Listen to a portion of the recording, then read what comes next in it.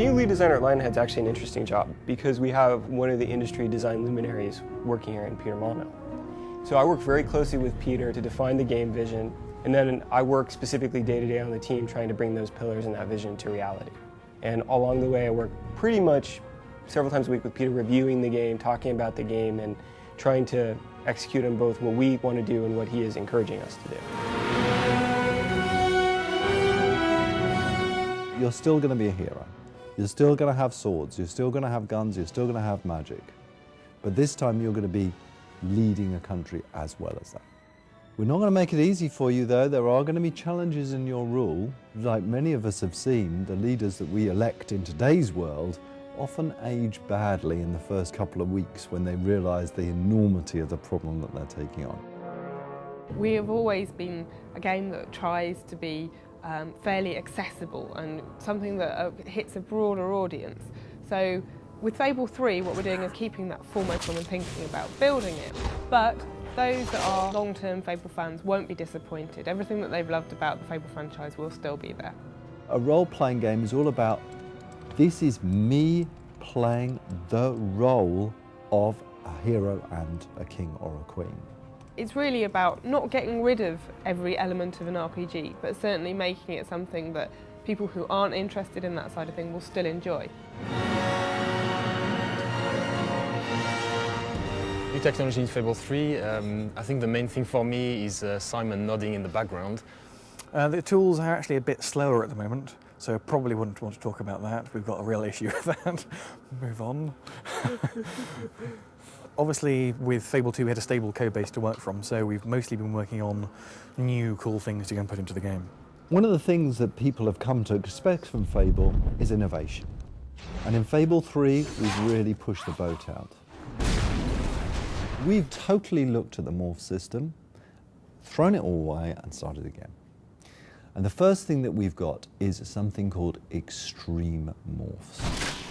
Now these extreme morphs are on an expression. So you're walking along and someone just upsets you. You can press this expression and out of your back appears these huge angel wings. A shaft of light comes down and shines on you. Everyone around you steps back and, oh my goodness, there you're showing your true character off. Aggressive, smile, stern. We've got hot syncing in the tools now, so all the artists can edit a texture and pop it into the game immediately just by hitting a button, and it never fails, obviously. Can I redo that bit? Never works. Never works. That's a Freudian slip.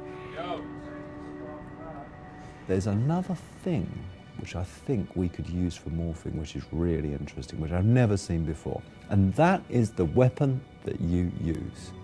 Why not have weapons change as you use them, that adapt themselves visually to your combat style and to your alignment? So imagine, how do you make the evil sword of ages? You make it by using it in an evil way. And as you use it, as you kill innocent victims, so you will see it glow and drip with blood all the time. I want everybody in the world to have unique weapons. As we teach you our new way of doing weapon customization, we need to think about how we teach that to the player, making sure that every facet of it makes sense, is clear, is understandable, isn't too complicated, but is deep enough, and all of that is very hard, very challenging, but it's also very fun. More excitingly is with the lighting system. In Fable 2, I think, to generate the lighting for all the levels took a bank of 6 very, very powerful machines, 7 days to generate all the lighting for everything. Today we've got a bank of 1 machine which generates all the levels in 5 hours, which is a lot better. We've also been looking at how you express yourself, and we're giving you the ability to touch things. Now this may sound strange, but imagine this, being able to reach out and touch your girlfriend in the game, being able to hold, persuade, pull, push, all that can be done dynamically. There is a fantastic amount of fighting and great combat and a really swift, pacey storyline, which is really engaging and really snappy. Fable 3 is going to be a damn good adventure.